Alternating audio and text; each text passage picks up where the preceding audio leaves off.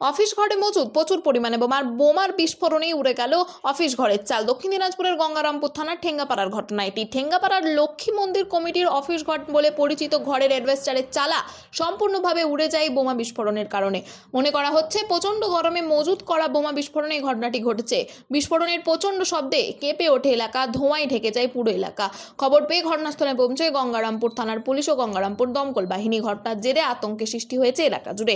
এই বিষয়ে কি জানাচ্ছেন তারা, ওনাদের থেকে শুনবো বিস্তারিত। 24 আওয়ার্স আরামবাগের রিপোর্ট।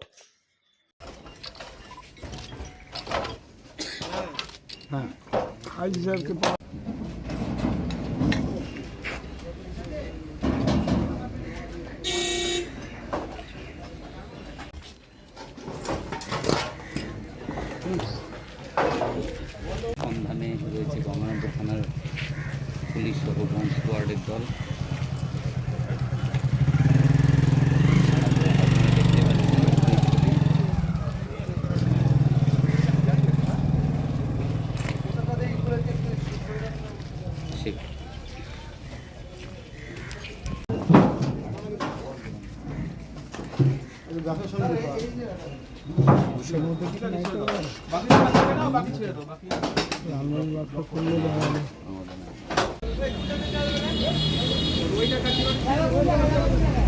দোকানে খবর পেলাম যে একটা ব্লাস্ট হয়েছে।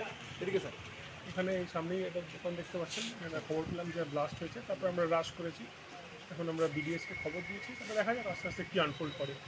কি মনে হচ্ছে স্যার, কি প্রাথমিকভাবে কি পাচ্ছেন আর কি, এটা টু আর্লি টু সে। এখন জাস্ট ঘটনাটা ঘটেছে, কিছু ইনভেস্টিগেশন এখনো হয়নি, হলে বলা যাবে। প্রাইমারিলি আপনাদের কি মনে হচ্ছে বিস্ফোরণটা ভেতর থেকে হয়েছে না বাইরে থেকে কিছু করা? এটা এক্সপার্ট না হলে বলতে হবে না, বিডিএস এর টিম আসে করা যাবে। Thank you sir. দিকে তাকাইছি সঙ্গে সঙ্গে কটার দিকে আনুমানিক? 11টা বাজে। কিসের আওয়াজ, মানে কিসের শব্দ পেলে? কি হলো আমরা তো বুঝতে পারি না কিসের। আমরা ভাবছি তো গাড়িটা টাকা বাস্ট হয়েছে এরকম ভাবছি। বিকট আওয়াজ হ্যাঁ, তারপর দিকে ওখানে ধোঁয়া রাখছে, শুধু ধোঁয়া আর কোনো আওয়াজ আর ধোঁয়া, একটাই আওয়াজ হয়েছে। তখন আমরা সব লোকজন এখানে টোটাল ছিল, সব তো দৌড় দাদা মতন।